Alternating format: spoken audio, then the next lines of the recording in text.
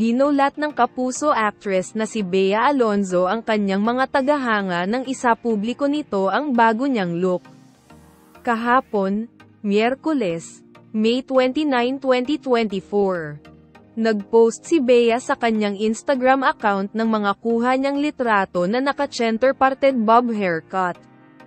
Marami sa kanyang co-celebrities ang nagulat at natuwa sa anilay bagay na look ng kapuso actress.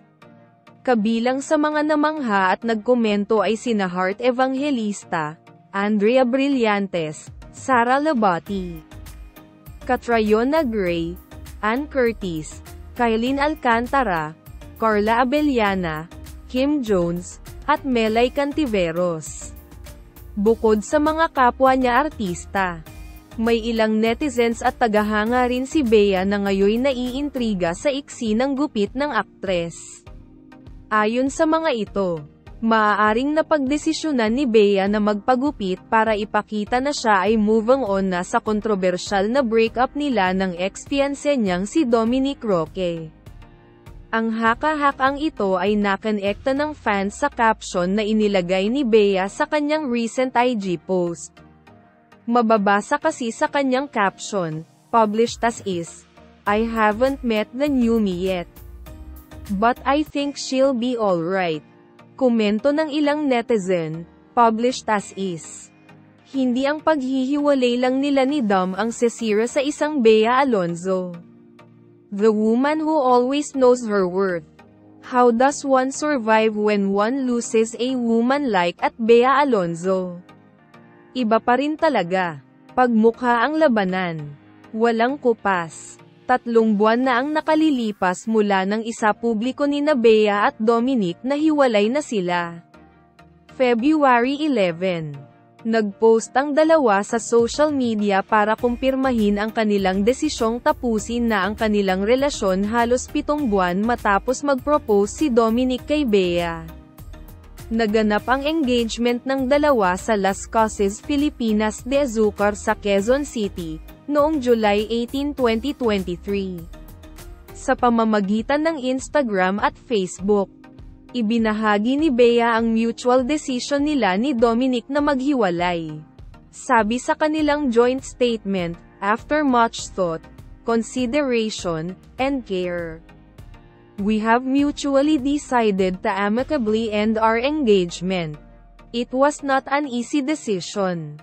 We wanted to have more time to carefully deliberate and pray about it, but there have been many speculations, questions, and insults. Unfortunately, some even confirmed our breakup without our consent, and some created ridiculous stories that had no basis and were utterly false. So we felt the need to share this announcement with great sadness, for our peace of mind and our families."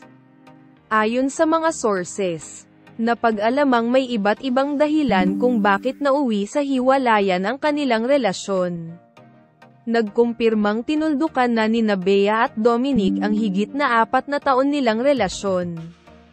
Ayon sa ibang source, alam ang tungkol sa breakup, pero nagsabing hindi sarado ang pagbabalikan ng couple kung maayos ang kanilang problema.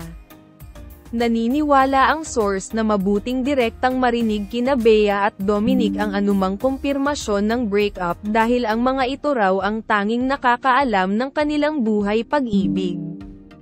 Sa pagsisiyasat ng mga sources, lumalabas na panay sensitibo ang mga hinihinalaang isyong nakapalibot sa biglaang pananamlay ng pag-iibigan ng dalawang kilalang showbiz personalities. Tinatayang nagsimulang magkaproblema ang couple pagbalik galing sa kanilang holiday vacation sa Japan, na nangyari noong December 26, 2023 hanggang first week ng January 2024. Sa ngayon, moving on na si Dominic sa hiwalayan nila ni Bea. Ito ay base sa panayam ng aktor sa saksi noong May 21, nang kinumusta siya matapos ang breakup nila ni Bea. Matipid niyang sagot, "I'm okay. Yeah. I'm happy. Actually, everything is okay." Imbes na malugmok, Itinutuon daw ni Dominic ang kanyang atensyon sa pag-aasikaso sa kanyang negosyo at paggawa ng content sa kanyang social media account. Aniya, yung mga ginagawa ko, the usual, work and travel also. I've been doing contents for myself, for my social media, and I've been going around for the Philippine group na motorcycle. Huwag kalimutan i-like, share, comment at subscribe sa channel na ito for more showbiz updates. Maraming salamat sa panonood.